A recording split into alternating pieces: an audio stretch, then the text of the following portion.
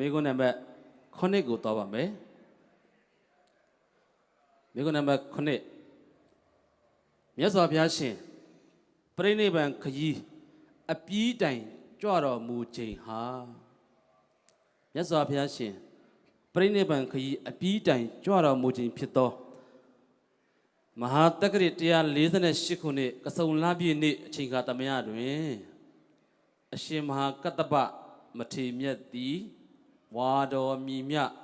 ရရှိနေခြင်းဖြစ်ပါသည်။တမင်မေကုန်းတစ်ချက်ဖတ်ပါဆုံးဖြတ်ပါရှေ့ဆက်သွားမယ်ဆိုလို့ရှိရင်အပြည့်မှန်လို့ရှိရင်15သိန်းတမင်စမ်းမဖြစ်ပဲရနေမယ်ဆိုလို့ရှိရင်စောစောဆုံးငွေ340ကျော်ရမှာဆက်ဖြေလို့မှားသွားရင်တော့ဘုန်းကြီးတို့တရားမှဆုချလို့မရပါဘူးမေးပါပြီဆက်ဖြေမလားရက်နေမလားဆက်ဖြေပါမယ်ဘုံမော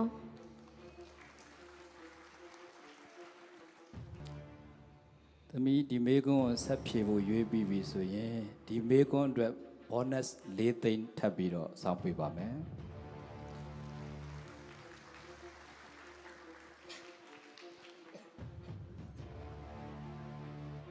နိုင်ကဆရာတော်တွေက bonus ပြီးခြင်းနဲ့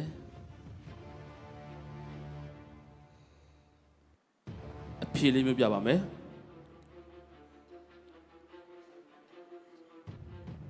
မြတ်စွာဘုရားရှင်ပြိဋိဘံခရီး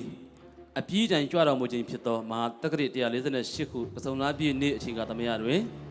အရှင်မဟာကတ္တဗမထေရမြတ်သည်ဝါတော်မြည်မြရရှိခြင်းဖြစ်ပါသည် A 42ဝါB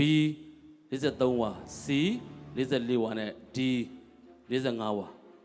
တမိအတွက်စဉ်းစားချိန်စက္ကန့်30စတင်ပါပြီ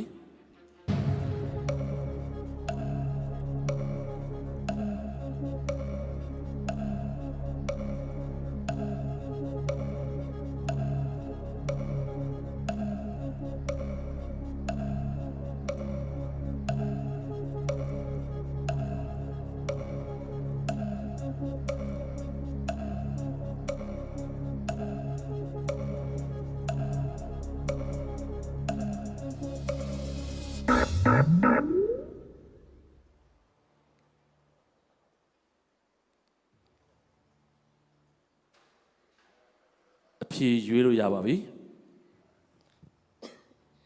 C 44ဝါပါဗျာ C 44ဝါ